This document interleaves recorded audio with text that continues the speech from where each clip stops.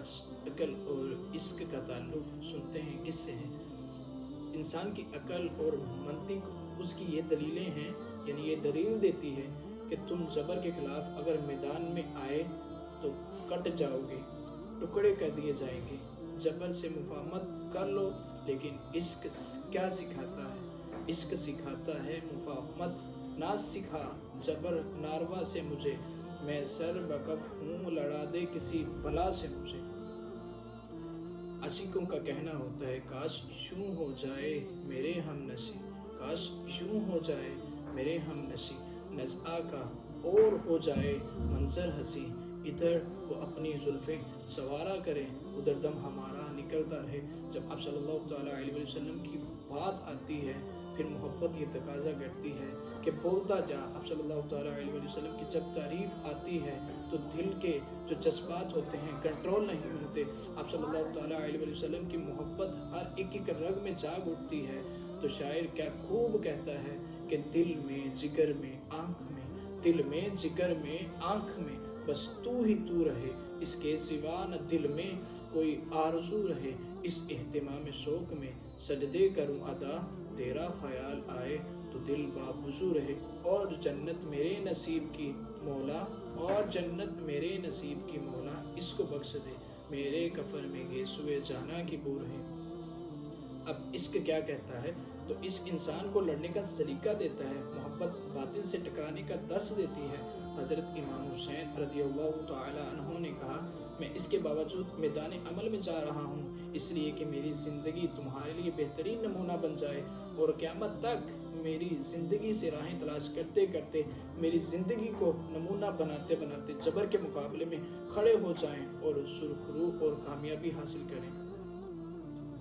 عاشوراء کی رات کا واقعہ آج آپ کی نگاہ میں، آج آپ کی سماعت میں عرض کروں گا۔ پھر عاشوراء کی وہ رات آئی جو دور اور درد بری تھی، یعنی جو درد بری عاشوراء کی رات پیش آئی۔ حضرت امام حسین رضی اللہ تعالیٰ عنہ آپ کے ساتھیوں نے ساری رات عبادت میں گزار دی۔ عاشوراء کی جو رات تھی، حضرت امام حسین رضی اللہ تعالیٰ عنہ اور آپ کے جو سارے دوست تھے، آپ کے ساتھی تھے، انہوں نے ساری رات اللہ کی عبادت میں گزار دی۔ ایک طرف شرابیں چل رہی ہیں، ایک طرف ہنسی مذاق چل رہے ہیں، اور ایک طرف رب کا تذکرہ چل رہا ہے، ایک طرف رات بھر عبادت چل رہی ہے۔ کیا یہ خوب لمحات ہیں اذان علی اکبر؟ جب تہجد کا وقت آیا تو شہزادہ علی اکبر نے اذان پڑھی، اور کربلا کے ریگزار میں ان کی یہ آخری باجماعت نماز تھی۔ ریگستان کی کربلا کے ذرہ ذرہ گواہی دے رہا تھا ان کے سجدوں کے بارے میں۔ آج کائنات کا وہ انوکھا باب رقم ہونے والا تھا کہ صدیاں جس پر ناز کریں گی۔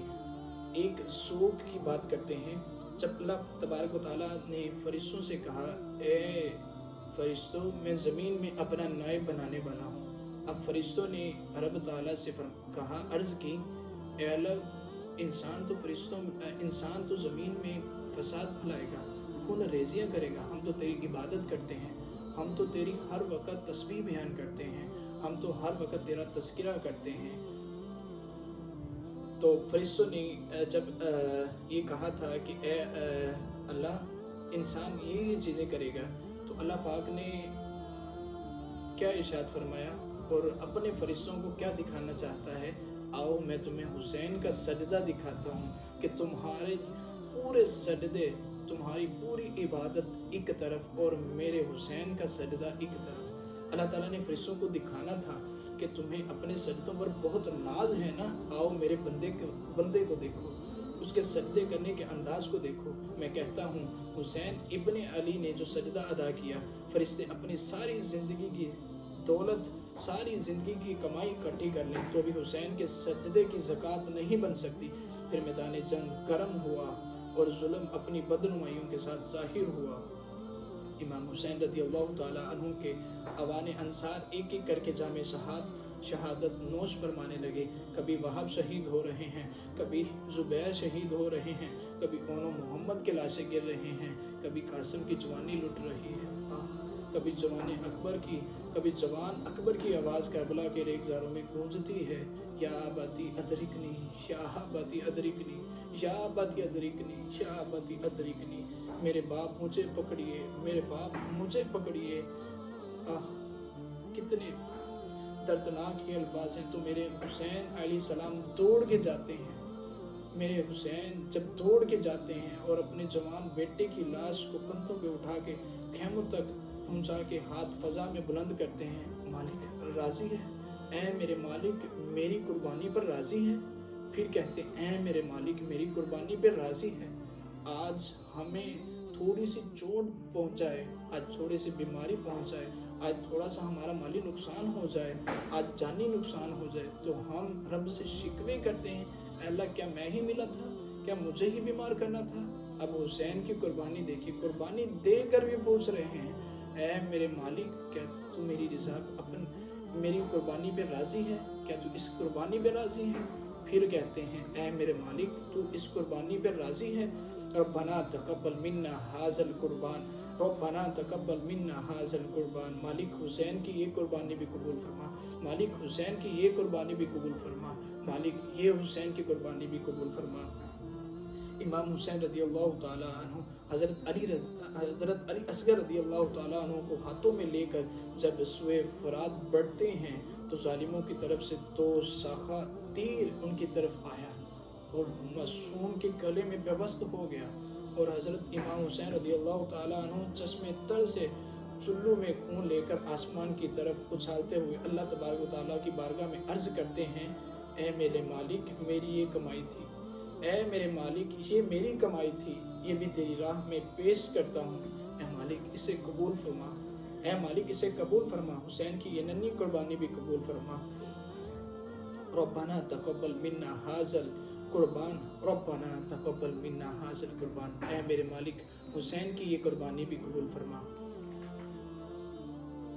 اب امام حسین رضی اللہ تعالیٰ عنہ کے آبان و انصار اہل بیت کا ایک ایک پھول کربلا کے میدانی خون میں کٹ گیا۔ حضرت فاطمہ رضی اللہ تعالیٰ عنہ کا سارا چمن جا رہا ہے، آقا مولا حضرت محمد صلی اللہ تعالیٰ علیہ وسلم کی آل اطہار میدان کربلا میں اللہ کے دین کے لیے قربان ہو گئی۔ جب آپ صلی اللہ تعالیٰ علیہ وسلم کا شہزادہ آپ صلی اللہ تعالیٰ علیہ وسلم بھی دیکھتے ہوں گے کہ یہ لوگ میرے حسین کے ساتھ کیا کر رہے ہیں، مگر ایک قربانی تھی، اپنا ایک قربانی دینی تھی، ایک امتحان پاس کرنا تھا۔ اگر چاہے تو دریائے فرات کو بلاتے، اے فرات اس تمام کافرے کو گھر کرتے، زمین کو اشارہ فرماتے اے زمین پھٹ جا۔ اللہ پاک نے سب اختیارات دیے تھے، مگر امتحان تھا، امتحان پاس کرنا تھا۔ صبر و شکر سے کام لیا، اللہ کی رضا پہ راضی ہوئے، صبر کرتے رہے، مالک سے پوچھتے رہے اے میرے مالک کیا حسین کی یہ قربانی پہ راضی ہے؟ آپ جب تمام آپ کا گھرانہ شہید کر دیا گیا، آخر میں آپ تشریف لائے اور آخر میں لوگوں کو جمع کیا اور خطبہ ارشاد فرمایا، لوگوں میرے حسب نسب کو پہچانو، میں کون ہوں، مجھے پہچانے میں جلدی نہ کرو، میرا ناحق خون اپنے ذمہ نہ لو، میں نواسۂ رسول ہوں، میں رسول اکرم صلی اللہ تعالیٰ علیہ وسلم کے کاندھوں پہ کھیلتا رہا ہوں، مجھے حضور نے گوریاں دے دے کے پالا ہے، میں حضور کی زبان چوستا رہا ہوں۔ وہ حسین ابن علی ہیں جو حضور صلی اللہ تعالیٰ علیہ وسلم کی زبان اطہر کو اپنی زبان لگاتے تھے۔ اس وقت دنیا پر کسی نبی کی بیٹی کا بیٹا موجود نہیں ہے، میرا حق پہچانو۔ لیکن اشقیاء کی آنکھوں پر کفر اور دلالت ضلالت اور بغض کا اتنا اندھیرا چھا چکا تھا کہ ان کی آنکھیں بند ہو چکی تھیں۔ حسین کربلا کے میدان میں آتے ہیں، پھر حضرت امام حسین رضی اللہ تعالیٰ عنہ میدان عمل میں آئے اور دشمنان اہل بیت کے سامنے اس جرأت سے مقابلہ کیا۔ آپ نے لڑائی کی جس کی مثال نہیں ملتی۔ غور فرمائیے، آپ سے پہلے آپ کا سارا کنبہ شہید ہو چکا، سب کے زخم آپ کے قلب و اطہر پر موجود ہیں، لیکن آپ بہادری کے ساتھ ان دشمنان اسلام کا مقابلہ کر رہے ہیں۔ اب جب میدان میں آپ تشریف لائے تو خطبہ بیان کیا، اور یزید کی طرف سے جب اعلان جنگ ہوا تو آپ نے بہادری کے ساتھ مقابلہ فرمایا۔ کیا وہ منظر ہے، آپ کی تلوار ان کا خون چاٹتی جا رہی تھی، طریق کے اوراق میں وہ روشن باب موجود ہے، آواز آ رہی تھی، یہ کون سی وقار ہے، بلا کا شاہ سوار ہے، ये कौन सी वकार है, बला का शहसवार है, लिबास है फटा हुआ, गबार में अटा हुआ, लिबास है फटा हुआ, गुबार में अटा हुआ, तमाम जिसमें नाजी शदा हो कटा हुआ, हजार हा के सामने ये फिर भी डटा हुआ। ये कौन सी वकार है, ये कौन सी वकार है, नबी का नूर ऐन है, ये बिल यकीन हुसैन है, नबी का नूर ऐन है, ये बिल यकीन हुसैन है। हज़रत इमाम हुसैन रज़ी अल्लाह ताला अन्हु मैदानी करबला के अंदर जब दुश्मनी इस्लाम के मुकाबले में खड़े हुए सदाए हक बुलंद कर रहे हैं, खड़े होकर फिर भी रब का नारा बुलंद कर रहे हैं, अपने खून से निसाब इश्क तहरीर फरमा रहे हैं कि बातिल के पास जितने मर्जी आओ लश्कर हो, बातिल बुज़दिल होता है, इसके सामने के अंदर वो हरारत नहीं होती जो हक के सीने में होती है। ज़रा गौर तो करो, 22,000 का लश्कर और उनके मुकाबले में 72 अफराद।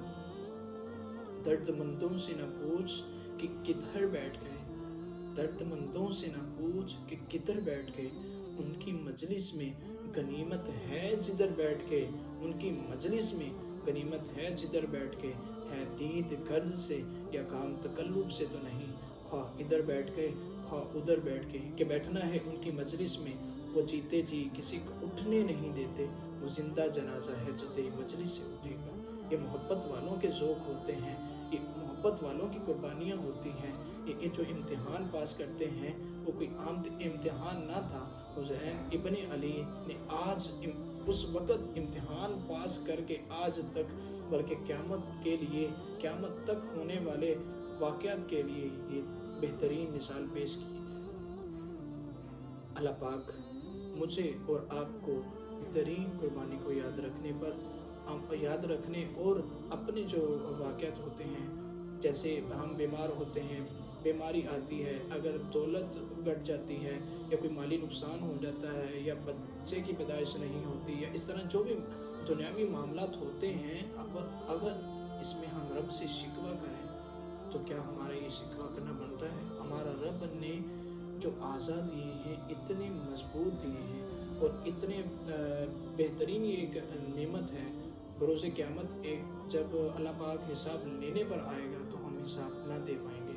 अल्लाह पाक मुझे और आपको रब ताला का शुक्र करने की तौफीक अता फरमाए, रब की हर एक नेमत की पासदारी करने की तौफीक अता फरमाए। अल्लाह ताला और उसके रसूल सल्लल्लाहु ताला अलैहि वसल्लम के बताए हुए रास्ते पर चलने की तौफीक अता फरमाए।